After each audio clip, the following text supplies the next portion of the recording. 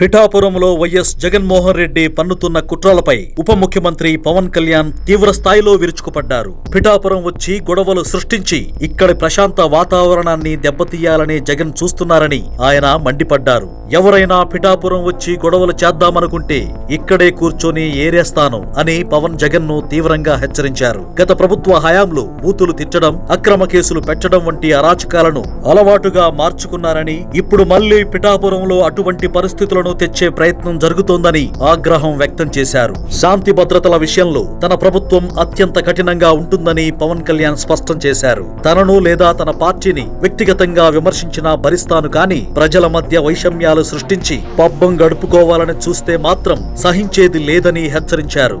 నా మాటలు మెత్తగా ఉండొచ్చు కానీ నా చేతలు చాలా గట్టిగా ఉంటాయి అని ప్రత్యర్థులకు స్పష్టమైన సంకేతాలిచ్చారు. పులివెందులలో సొంత బాబాయిని చంపినా అది కొందరికి వార్తగా అనిపించదని, కానీ పిఠాపురంలో స్కూల్ పిల్లలు కొట్టుకున్నా, ఒక కొబ్బరాకు పడినా దానిని భూతద్దంలో చూపిస్తూ విష ప్రచారం చేస్తున్నారని ఆయన దుయ్యబట్టారు. రాష్ట్ర అభివృద్ధికి ముఖ్యమంత్రి చంద్రబాబు నాయుడు గారి అనుభవం ఎంతో అవసరమని పవన్ ఈ సందర్భంగా పేర్కొన్నారు. కూటమిలోని నేతలు ఎవరూ కూడా పొత్తులను బలహీనపరిచేలా వ్యవహరించవద్దని, ప్రజలను కాపాడడం మరియు రాష్ట్రాన్ని ప్రగతి పథంలో నడిపించడంపై తనకు చంద్రబాబు గారికి పూర్తి అవగాహన ఉందని వివరించారు. అవాస్తవాలను వైరల్ చేస్తూ ప్రజలను తప్పుదోవ పట్టించే ప్రయత్నాలను తిప్పికొట్టాలని పిలుపునిచ్చారు. చివరగా పిఠాపురం నియోజకవర్గంలో తనకున్న పేగుబంధాన్ని పవన్ కళ్యాణ్ భావోద్వేగంగా పంచుకున్నారు. దేశానికి కీలకమైన శక్తిపీఠం శ్రీపాద వల్లభుడు వెలసిన నేల అయిన పిఠాపురం నుండి తాను పోటీ చేయడం భగవంతుడి సంకల్పమని పేర్కొన్నారు. ఈ గడ్డపై ప్రజలకు సేవ చేయడం తన అదృష్టమని,